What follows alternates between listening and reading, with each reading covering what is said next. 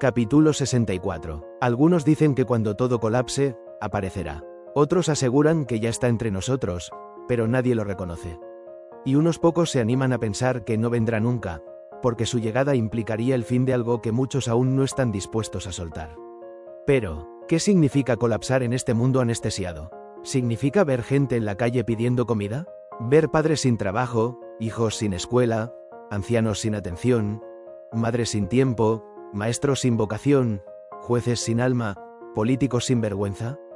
¿O significa seguir funcionando como si nada de eso importara? Porque si eso no es colapso, ¿qué lo es? Hace falta una explosión en el cielo, una grieta en la tierra, un fenómeno irrefutable para que alguien se atreva a decir, esto no da para más. Quizás el problema no sea la falta de señales, sino el exceso. Demasiadas advertencias, demasiados datos, demasiadas imágenes repetidas hasta el hartazgo. Y en el medio, una humanidad saturada que ya no reacciona ni ante el dolor ajeno ni ante su propio abismo. Si el hombre gris apareciera en este momento, no necesitaría anunciarse. No llegaría con una bandera ni con una frase para recordar. Entraría en silencio, como quien observa un incendio sin hacer ruido para no avivar más el fuego. Y no se sentaría a mirar los escombros, sino a escarbar entre ellos buscando aquello que aún no fue devorado. Porque quizás no venga a detener el colapso, sino a señalar su origen. No a poner orden, sino a desarmar el teatro. No a salvar, sino a recordar que cada uno eligió olvidar lo que verdaderamente era. Y en ese caso, su mayor revolución no sería lo que hace, sino lo que deja en evidencia con solo estar. Si existiera un ser capaz de caminar entre las ruinas sin mancharse, de mirar el barro sin ensuciar su mirada, de reconocer la miseria sin enjuiciar a los miserables. Ese ser no cargaría un nombre ni una bandera. No levantaría monumentos ni pediría seguidores. Solo avanzaría con los pies descalzos sobre las huellas que nadie quiso ver. Y si, en algún rincón del mundo, ese caminante despertara hoy, si abriera los ojos en este exacto momento de la historia, no necesitaría tiempo para entender en qué clase de escenario cayó. Porque lo que una vez fue humanidad, hoy es formato. Y lo que alguna vez fue alma, hoy es marca personal. Todo está dicho en frases ajenas, todo se graba, se sube, se vende, se guarda, pero nada se siente con verdad. El colapso no es la caída, es la negación constante de que ya estamos cayendo. Y entonces, ese ser, que algunos llamaron símbolo, otros mesías, otros mito, se daría cuenta de que ya no hay profecías por cumplir, que lo escrito ya se desbordó del papel, que lo que vendría, ya vino, y que lo que falta no es un milagro, sino alguien que lo vea. Pero, si ese ser supiera cómo funciona la tecnología que ahora rige al mundo, si conociera sus códigos, sus redes, sus estructuras invisibles, no la usaría para instalarse como un nuevo ídolo, sino para borrar la ilusión de que alguien más vendrá a hacerlo por nosotros. Transformaría el algoritmo en espejo, convertiría el contenido en verdad, usaría el alcance para mostrar el vacío, y el silencio para desenmascarar el ruido. No buscaría viralidad, buscaría conciencia. No buscaría fama, buscaría sentido. Y en vez de hablarle al mundo, le hablaría a los niños. Porque ahí todavía hay algo intacto. Porque ahí todavía hay tiempo. Quizás, en esta era donde todo se mide por reacciones, el único que no busca ninguna sea el que más pueda provocar el verdadero cambio.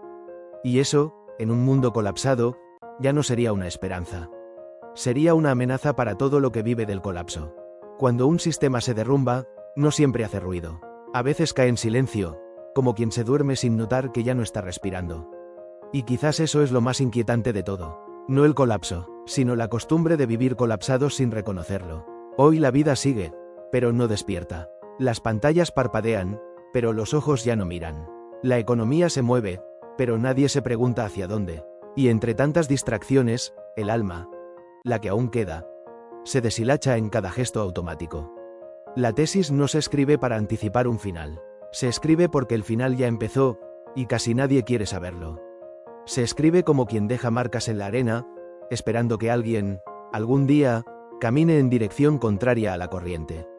Y si alguien preguntara por qué el hombre gris no aparece, por qué no se manifiesta o no da señales, quizás habría que invertir la pregunta. ¿Quién sería capaz de reconocerlo si lo tuviera enfrente? El caminante no se presenta. No necesita convencer, ni brillar, ni prometer. No viene a consolar, ni a castigar, ni a explicar. Su sola presencia es una fractura en la máscara colectiva. Porque no encaja, porque no vende, porque no miente. Tal vez por eso no ha llegado. O tal vez por eso nunca se fue. Tal vez no es una persona, sino un momento. Una pausa lúcida en medio del caos. Un segundo de incomodidad sincera frente al espejo. Y cuando ese instante ocurra, si ocurre, será tan simple y brutal como una verdad que ya no se puede esconder. Y nadie podrá decir que no lo vio venir. Porque todo estaba a la vista. Porque todos, en el fondo, sabían. Reflexión final. Llegamos a este punto como quien llega caminando a una ciudad en ruinas, no por accidente, sino por haber seguido al pie de la letra las instrucciones del mundo. Un mundo que enseñó a producir sin conciencia, a obedecer sin cuestionar, a vivir sin detenerse.